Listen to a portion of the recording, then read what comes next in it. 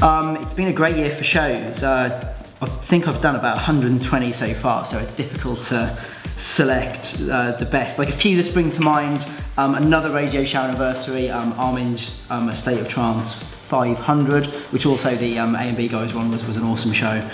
Probably another one, like I played a 7-hour set of Sankeys in March, which we sold out like 6 weeks in advance. Only time I've ever played so long. That was pretty awesome.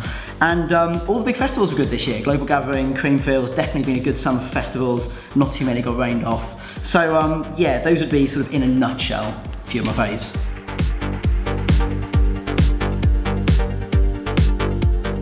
You know what, it's actually my first time playing in Lebanon. It's been a place that over the years I've just seen so many requests saying come to Beirut, come to Lebanon, and probably the last major place I've never made it to.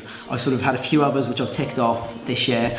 So I guess like it'll have to be a little bit of a party set, a few of my like I guess like Emery classics, if you want to call them that, for the crowd there that would have never heard me play those songs live. But also it's a radio show, so you also play for the guys listening online who want to hear new stuff and kind of exclusives. So somewhere in the middle, some exclusive new stuff, some old stuff, and just a fun party set, I guess.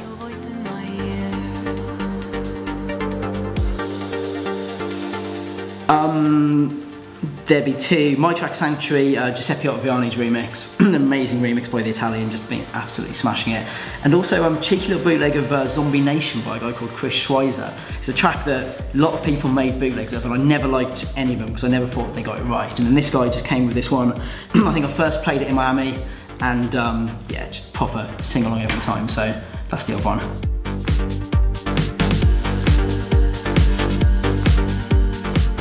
Three essential tour items.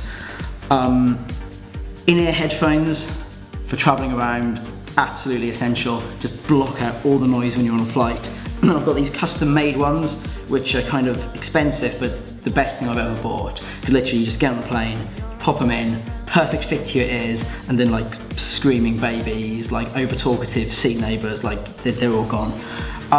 Blindfold, so when you want to grab a cheeky bit of kick between gigs on a flight or maybe a hotel room where the blackout curtains aren't working, pretty essential.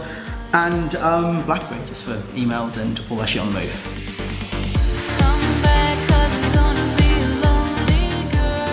Oh, like I've known the guys for years. I mean, we used to be on the same DJ agency back in 2003, 8 years ago, when I don't think either of us were kind of anywhere near where we both are today.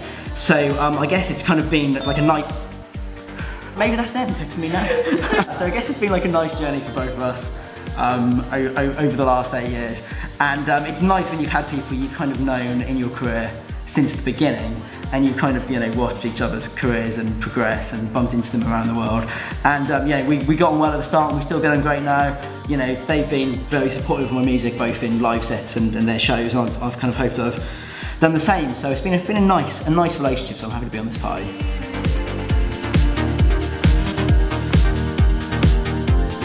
Strangest thing, I mean, there's all the usual things like finding people with tattoos of my name and stuff, which just completely freaks me out. And I'm like, man, like, you know, that's for life, right? In like 20 years, people are like, hey, who's that? And you're like, oh, some dude that used to be cool. But no, I mean, that's awesome. And probably the weirdest thing, I just played a set in South Africa and it just rained through the whole set, but I wasn't even covered either. So I was playing on the mixer and like getting these like little electric shocks and stuff. And I was thinking, my life is actually maybe in danger here. But then I had this amazing crowd that were just getting like totally soaked and were staying there throughout the whole thing. And it ended up being one of my favourite gigs of the year, if not the most, just because we had such adversity in terms of the situations, and ended up being an incredible show. So that was a pretty strange, surreal day.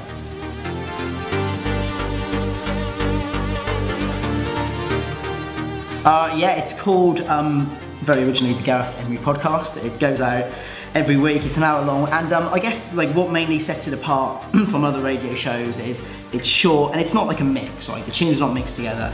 It's literally 2 or 3 minutes of one song, then straight into the next. So it's kind of my chance to just show people what I've been listening to. So not all of the records in there are stuff I necessarily play in my sets. Obviously a lot of them are, but also for me it's a chance to you know, show some other stuff which I enjoy listening to on the iPod or whatever. So like I'll play like a bit of drum and bass, a bit of electro, some dubstep, along with the usual sort of staple of house and trance and stuff like that.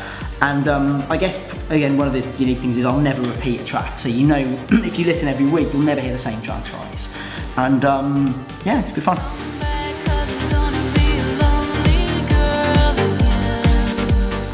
Release, I'll do my current one because it's probably more interesting, is a track called Tokyo, which is kind of a weird electro house / trance / I don't know. It's one of these tracks, like there's this YouTube debate where people are raging on how to categorise it and what genres to put it in, and which for me is like a little bit of a moot point. I mean, you either like the track or you don't, regardless of what style you think it's in.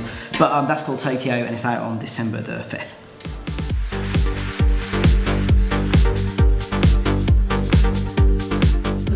You know, there's a bunch of guys, like a couple of upcoming guys on Garuda, Craig Connolly, who's also our label manager, just kind of getting started, but really a good producer. He won a remix comp for Super 8 and Tab to get a release on Junior Beats like last year.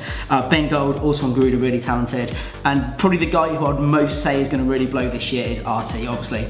And Gina Guy just making records that blows people away. And he's kind of, for me, an example that, you know, you don't necessarily need all this fancy online presence and stuff, because he was kind of a guy that I remember first looking for him, like he didn't even have a website or like a Facebook page or whatever. Literally just made fantastic tracks and built his career off the back of making amazing records. So nice to see him playing so many like big festivals and stuff these days.